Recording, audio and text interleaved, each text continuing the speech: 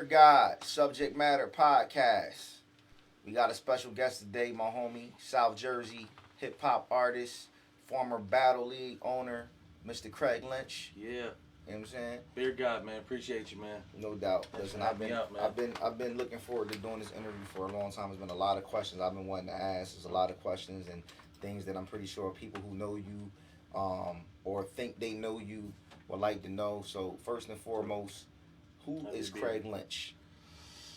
Craig Lynch, man, for people who don't know, it's actually my real name. I didn't always go by Craig Lynch. You know, a lot of people know me by Snipe 100, you know, Snipe the real deal. Craig Lynch is a South Jersey vet that a lot of people, they know about, but from my other ventures, they didn't really tune in to and pay attention to who exactly I am and what I do. But I consider myself definitely a little legend out here. I mean, putting in work amongst the squad. You know, there's a couple guys that's still been doing it for this whole time. You know, Advantage, a couple other cats, but not many. So I feel like Craig Lynch is definitely vintage and somebody that should be recognized soon enough. Okay, now you said you didn't always go by Craig Lynch. You didn't always use your government. You went by Snipe 100. I think when I met you, everybody was calling you Snipe, and then later on there was a transition where you went from using the name Snipe to your actual real name. What was it that made that transition happen? Yeah, so growing up in this around here, especially, we started with the battle rap, man. Like that's where it was starting at, and I originally got my nickname Snipe from playing ball. Like I used to be a baller, like before I started getting into music and smoking and really tuning in on girls and all types of shit. I was playing ball, man. I was traveling AAU, and I wouldn't miss a shot from the three, so they called me Sniper, and they took away the sniper, added Snipe. So I kind of like used that as a musical energy. It's like, you know, I'm gonna be, that's the Snipe. Like everybody knows, like when Snipe gets on the track, it's a certain energy. You know what I mean? Like I'm taking heads off type of deal.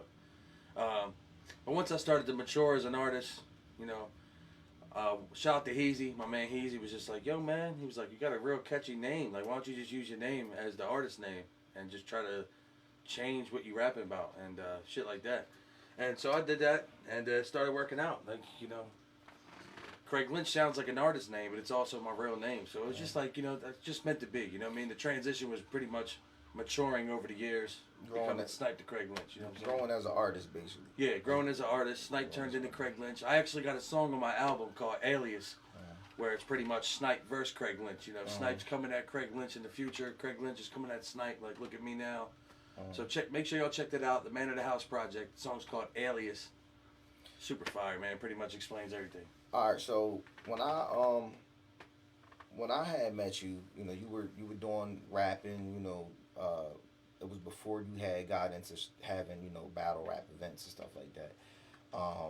And you know, you had your partner, you and Dot. Y'all was doing your thing. Y'all was doing mixtapes and stuff like that. And what was it, Two of a Kind, right? Two of a Kind, yeah. It's Two of a Kind. It was a dope project.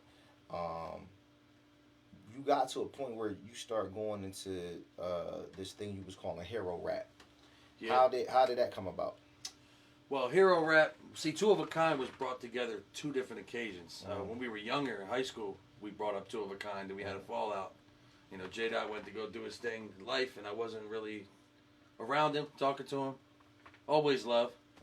But then Two of a Kind came back around. And in the meantime, before it came back around, that's when I was doing my solo shit as Craig Lynch Heavy, you know. And shout out to A-Rock from Detroit, a podcast out there called Michigan United, interviewed me. And he was like, man, you sound like you're just saving hip-hop. And we just started talking. I'm like, yeah, man, I'm the hero of this shit. Because I just did a single called Hero with my man Giorgio Brown. Shout out to Giorgio when I was down with Loud and Free. So I did a song called Hero without even talking to A-Rock, you know, and he was just like, we could just call it hero rap. So shout out to A-Rock. He came up with the actual name, but I just picked it up and ran with it, man. We had over 100 people representing hero rap. I had a logo for everybody, people out of state, out of country, and it was just pretty much trying to preserve what we had left. And, you know, we were all heroes in the shit. So hero rap, it was more like a unity, you know. So I brought that upon myself. And, you know, I came up with the EP Hero for Hire. So it all gels into the Craig Lynch mature artist, you know what I'm saying? Now, speaking of you being an artist, you know, the game is constantly changing. It's always evolving. It's always changing. There's always different sounds and stuff like that. Yeah. What would you say your age bracket as far as like fan bases?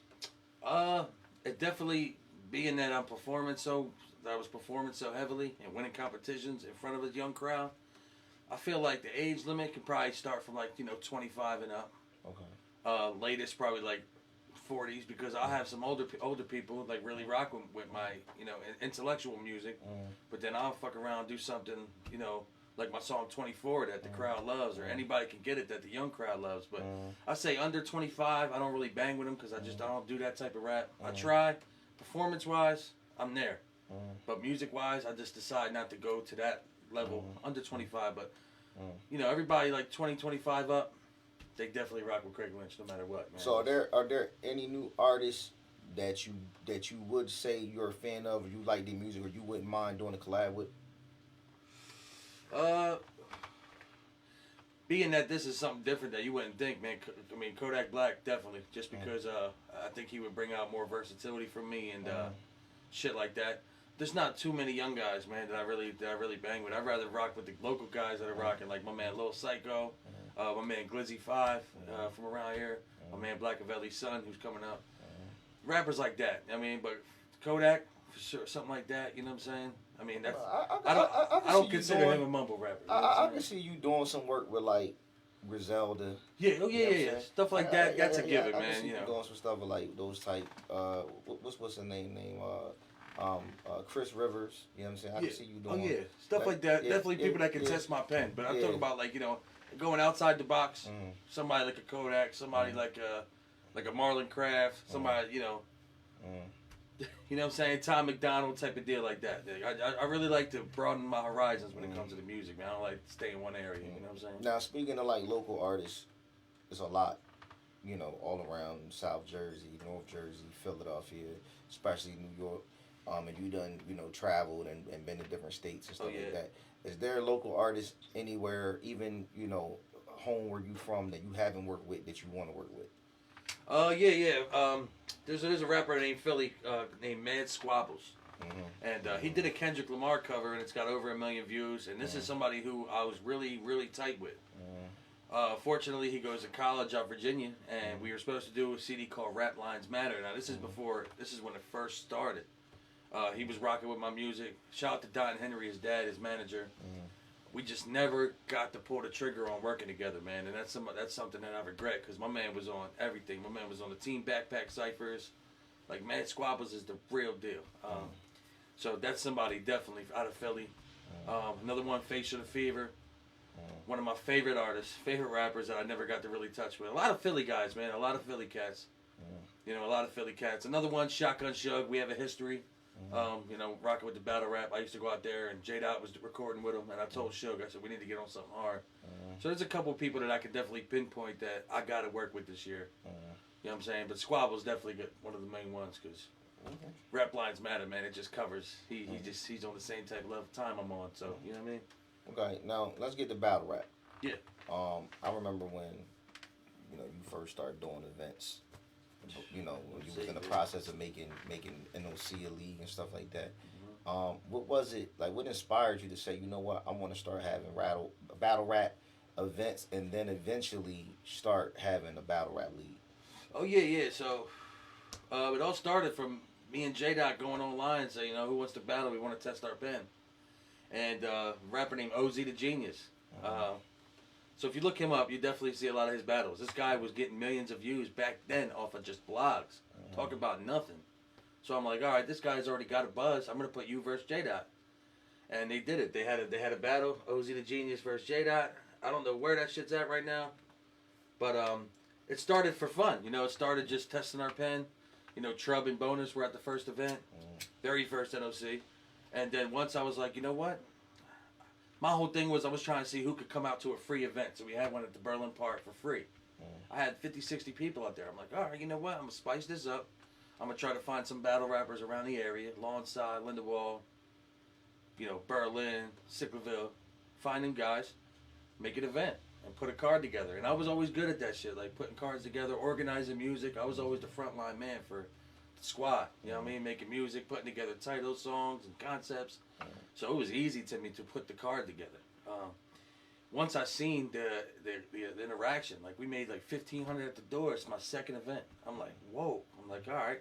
Started to get merch. Once I see the reaction from the crowd, I'm like, let's do something. So I got up with a partner named Big Lou, who was more financially ready, more than me, on the business level. And we just started climbing up. Unfortunately, we had bad fallouts. I had a lot of partners in the NOC. A couple bad fallouts. I mean, I had a fallout with my man Lacar, but he was by far my best partner because he kept it honest with me and everybody respected him. So, shout out to Car. You know, he was a shout out to Car, Dreamer. Yeah. We had our run. We had a great run. And that basically, just seeing where it came up made me want to turn it into a business. You know, just seeing the reaction from people. That should change people's lives, man. The NOC at that time. You know, shout out to my man Sin. He let us do the spot battles. My man City. So, you know, it just changed people's lives, man. It made me want to continue the shit. You know. So, like, it just seemed like it was a time where like NOC was like the potential was just like limitless. Like I remember watching YouTube battle. I think it was like a 2-on-2. Like y'all was on the fucking beach. Under the boardwalk or some shit. I'm like, damn, they battling. Like, and that was dope. like that was fire. I've never seen nobody do nothing like that. Like that was dope. And you know, it got to a point where it was like, after a while, all these other leagues start popping up. Yeah. Like you start having, you know, different, you know, the Trap House. You had Trap and J. You had Frontline. I mean, even before that, you know Judgment Day Battlegrounds. Judgment Day. But see, you know, and no disrespect to T-Dot and them, I never really looked at Judgment Day as a real league. You know what I'm saying? Mr. Hype was a phenomenal cameraman and did phenomenal camera work. And salute to T-Dot and the Frontline movement as a group because they were doing their things on mixtapes and stuff like that. Yeah. I feel like it was something that, you know, it came together and it worked for the time being, but I don't really think it was a long-term plan. Yeah, not at all. You see what I'm saying? I think with like NOC was different because it seemed like y'all were putting together good battles, y'all were giving people exposure who probably would have never got the opportunity anywhere else. But at the same time, it had like this family type vibe. It had a family type feel to it. Oh, yeah. Yeah, you know what I'm saying? When it comes to Judgment Day, first off, shout out to Dot. We'll give him that. They are the original Frontline. So when this new Frontline guy came in, I'm like, bro, there was already a Frontline battle league. Like, give it up. And there was a Frontline as a music group before that. That's what I'm saying. So it's like I heard of them. We know, like people who really know the history, like we know. We know. I feel like they got a Judgment Day got influenced off of NOC, seeing our events, and they started their own. I mean, they weren't really organized, in my opinion, to be that league. Not to cut you off, but I gotta say this because I tell people this all the time. People do not realize that NOC was like the first battle league in South Jersey. Like I always have these arguments with people. They be like, "No, it was Judgment Day." Like, no, I remember you having events in backyards. You know what I'm saying? Under tents. You know what I'm saying? Before four walls in the ceiling. You see what I'm saying? So it's a difference, and a lot of people don't know the history when it comes down to South Jersey battle rap. And this is why we gave you that South Jersey battle rap pioneer award, because you are a pioneer when it comes down to South Jersey battle rap. A lot of people would have never been known or got the opportunity if it wasn't for you giving them a platform. And NOC, man, regardless of how it all ended up, I'll never regret a thing I did. I did regret one thing, but it turned into a big family, bro. And when it comes to being the first, I mean, our first 3 events was 1 at the Berlin Park, 2 underneath a tent, and 3 on the beach. So I didn't even hit an indoor venue until my big one.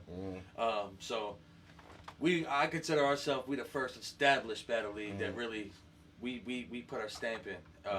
And it was good, man. I had so much fun doing this shit. I met so many people doing it. I'll never forget. I literally remember almost every single battle I had. Once I say keep it 100 and the crowd says it with me, man, that shit became a way of life, man. You know, it was like adrenaline rush.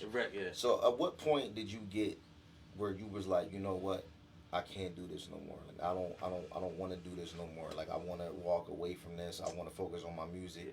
I want to focus on other things in life. Yeah. Well. All right, so we had a great event, July 4th. It was called Independence Day. I forget what year it was, but Shotgun, Suge versus Street Money.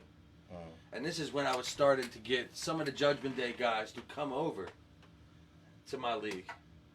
and they pretty much solidified their NOC roster spot. And they were just like, they showed me that they could bring the people. See, I'm all about, when I throw events, I like to book people who bring people out. I wasn't going to waste my time on just regular battles. They got to be able to bring at least a fan base of 5 to 10. You know, we have to, not only at the door financially on a business aspect, but I need to have the place rocking. Which more people, the better. You know what I'm saying? So that's what it was about. That's, you know, a business of it. I mean, it's a tough question. It's a good question. NOC, man. It was pretty much you saying what made me turn into a business. Yeah, no. What made you say you wanted to walk away? What made you stop having events? After what pretty much shut NOC down? The Independence Day event is when I first started to get investors, outside source investors, and we did good. Everybody made their money and was happy. So I tried to run it back. I tried to add King of the Dot, and a lot of people argue about this. So Snipe NOC, they never had the King of the Dot sponsor, man. Look, on my father. We had the King of the Dot sponsor. Shout out to King Fly. We had a free King of the Dot pay-per-view website that I didn't have to pay for. The only thing we financed is to get Bishop Brigante out here. Poison Pen came on the strength, and that's a fact. So a couple months later, we went to the same venue in Atlantic City, Grand Fromage, on September. In the end of September, it was my birthday weekend. I feel like that was a wrong move, and I kind of felt it as soon as we got down there. I'm like, yo, no one's going to come to this shit. So it's just the hard work, getting King of the Dot and kind of making amends with bonus, like the whole bonus, amino guns, E-Nest thing. Should have booked my guys. Like, I'm laying it on Front Street right here, Laz. I should have booked bonus versus E-Nest. But being with the people I was with and trying to do all about business and door money, I forgot where the fuck I came from. And so I tried to make amends, and I paid Excel to battle bonus. Well, still a good battle for bonus. You know what I'm saying? I tried to make amends on this. I said, you know, King of the Dot, I'm going to bring the big dogs out. Street Money showed me that he could bring 100 people through the door. So, of course, I'm going to book him for Swave 7 in the main event. You know, of course, it was just, I got out of the business aspect. And once I got into the fun of it that night, just said, fuck it. That's when we lost a bunch of money and I lost all my investors. So that's what made me want to just say, you know, that was my last run. Because I don't want to hurt no more people's pockets. I don't want to hurt nobody. I don't want people thinking I'm coming funny. I was just trying to do it. I was trying to just bring it back one more time. Call it top tier. My guys versus the top tier cats. I mean, there's nothing wrong with that. This is what people have to understand with business and investing. When you make an investment, there's no guarantee that there's going to be a return on the investment. Yeah. It's a gamble. You're saying it's no different than going to the casino, putting $20 in a slot or putting $100 on the table. There's a possibility that you're going to walk away, you're going to break even, that you're going to double your money, quadruple, you know, whatever, 8 times the amount, or you're going to leave in the red. It comes with the territory. And I think that people who really understand business understand that. You know, doing this as long as we've been doing this, we understand this. Like, there's no guarantees in battle rap. Battle rap is one of the most unpredictable things that there is. Like, people ask me all of the time, like, yo, you've been doing this battle league stuff, like, I know you gotta be doing good, like, I know you making money because you still doing it. It's not about the money. No. It's not about the money. It's about the love. You see what I'm saying? It's about the passion for it. But it's also a thing where those phone calls you get, those text messages you get, those DMs you get, when the guys say, look, you know, I was locked up, I did however much time, I came home, you gave me opportunity to battle. Me having that battle changed my life. It kept me from doing something crazy on the street. You see what I'm saying? That type of love, that type of, gives you the push like that gives you the push to keep it going. Because at the end of the day, what's meant to be is what's meant to be. If you meant to have an event and you meant to make a whole bunch of money, it's gonna happen. If you meant to have an event and you don't make no money, you don't break. That's what's gonna happen. Like, what's meant to be is meant to be.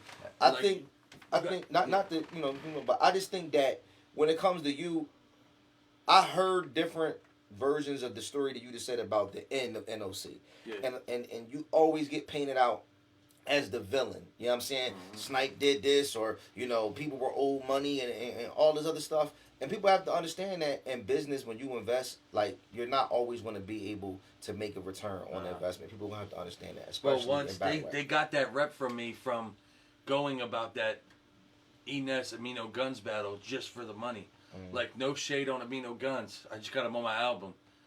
But I was too focused on the business and the financial part that I let that I didn't get bonus to battle, and Well, let me ask you that's this. a big thing that I accomplished in my career is trying to make amends to bonus because that Let me he ask was you my this: number one guy. did you promise the battle to bonus before and then switched?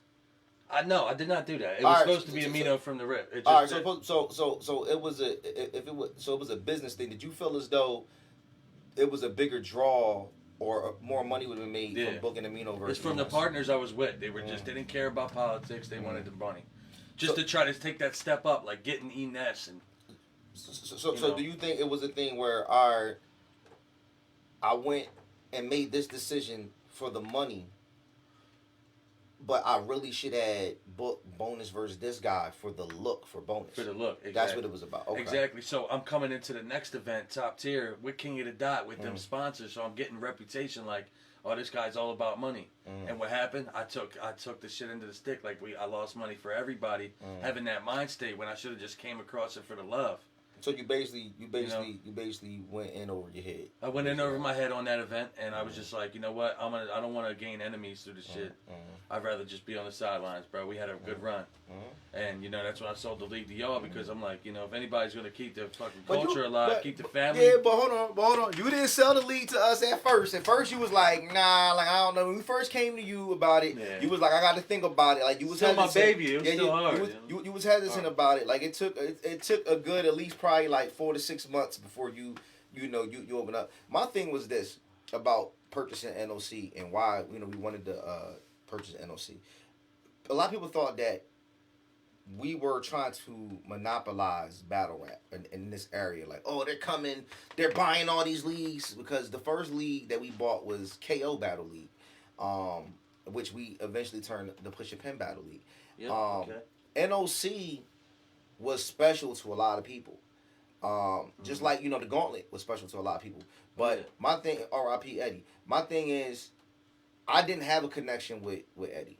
You know what I'm saying? I didn't meet Eddie till later. You know what I'm saying? I never been to a Gauntlet event or none of that stuff. I came to NOC events. I remember you calling me like, "Yo, Lodge, man, like I'm looking for a venue. You know anybody that can help me out? And I'm having this event. I got all these people, but it's supposed to rain." I was like, "Yo, go to Kmart, get a tent or something." And you was like, "Yo, that's a good idea." And you got a tent, and you had, you know what I'm saying? You had the event, whatever. So it was like I feel like I watched these different steps of NOC, go through all of these different processes. And there was people who came from NOC that I remember before, we were battling before. I remember Bonus and Trub and them battling on DVDs and Parks and stuff like that. So NOC was a big part of South Jersey battle rap. And if anybody knows me, they know I love South Jersey to death. It's tatted on me. You know what I'm saying? So it's like, when we got into battle rap, it's like, we can't let something that's from where we from just die. You see what I'm saying? Yeah. We can't just let NOC just fade away. You know what I'm saying? If there's any way we can resurrect that, we can bring that back, we can revamp it, we can, develop and generate new talent to come through it and tell the story. Yeah. You know what I'm saying? Keep that's what we want to do. Keep the family alive, keep the stable alive. You can't just let it die. Yeah, right. because the legacy of that league is too important to our area. You see what I'm saying? There is no SIGU without NOC. You know what I'm saying? There is no other league. There is no frontline and stuff like that without NOC. Like NOC was a lot of long hours, man. The originator. So we definitely wanted to give you your flowers, while you're here, because you play a big part. Now, to step away from the battle rap shit, to go back to the music. But shout out to, real quick, Joe, shout out to the day ones of the NOC who kept it alive. J-Dot, Bonus, Trub Deuce, definitely Trub. Trub took it on his fucking back. I respect the shit out of them guys. Drake Dennis, Holmesy, all them guys. They know where they came from. NOC, we here. Prophet, Rebel. Come on, man. Shout out to y'all, for real. To get back to the music. Yeah, all day. Recently, not too long ago, you lost your father. You made a project called Man in the House. Yeah. Do you feel as though dealing with something so tragic, do you feel as though it changed you as an artist, or you feel as though it changed the way you approach music or the way that you make music, or what it is you're talking about in your music? Definitely. Okay, so especially we getting with the group Two of a Kind, I was making a lot of different type shit. I was still spitting. Don't get me wrong. We was rapping, but I was just spitting. You know what I mean? I really didn't have no. Once my pop. not that I'm gonna be honest with you. When y'all were doing Two of a Kind, y'all was cool, but you sounded just angry. Yeah. You sounded very angry at that time. Definitely. I was rapping angry. That's a good way to put it, man. Yeah. Once Pops died, definitely dumbed it down and just had something to talk about. Like, it just gave me so much. It made me look at life so differently, man. And I started remembering my whole life even more with my pops. Like more memories came out once he was gone. And you know what I mean? I don't know. I just got something to talk about now, like even more. You know what I mean? I haven't rapped angry in a minute, but I'm still putting out bangers. Like the Man of the House project was classic, man. You know, I like it, man. I really do. It was tragic, man. I don't wish that on nobody losing a parent. Especially, I mean, I lost my dad at the age of 30. I mean, I'm still, like, I'm there, but I ain't, you know what I mean? I still got some growing to do, man. I ain't got no, you know what I'm saying? Not to say one X is one out, but you lost your father, but you gained a daughter. Yeah. And now that you have, now that you're a father yourself, has that had an impact on your music? Because I'm pretty sure it's going to be a song if you ain't ever make it about your daughter. Oh yeah. Nah, we got a song called Sadie's Song coming out. I mean, I already did the chorus to it. I'm waiting to just pile up shit and get to know my daughter more and write these verses. But Sadie's Song, yeah, getting a daughter, bro. It's still crazy to this day. Like, you know, she's just turned 6 months. You know what I'm saying? But it's still that. Yeah, my dad sent my daughter to me without a doubt. I mean, he knew I needed it at that point. Like after he died after the first year, I mean, it's been like a year and a half. But then I started writing the album, and I realized my girl was pregnant. I'm like, all right, time to turn up. You know what I'm saying? But it's a blessing, you know. My Sadie, she's something different. I'm telling you. That's definitely that's made the an impact. beauty of what we do, because the music is therapeutic based on the life situations that we go through. Yes, man. And I think that's a big problem with, like, not saying all new artists don't understand that or they're not going through that. Like even last night, like when I was at the showcase I was at, and I'm watching all these artists, it's like, all right, some of y'all got some dope music, a lot of y'all stuff sound the same, but I don't feel connected with you guys. I don't feel like I know anything about you. You know what I'm saying? Like, I'm not getting a piece of you from the music that I'm hearing. You see what I'm saying? Yeah. I felt like with you, I felt like I've listened to your music a lot over the years. I think when you did, like, the project where you had issues and stuff on there, that's when I felt like I was starting to get connected to Craig Lynch. Yeah, the Renaissance Project.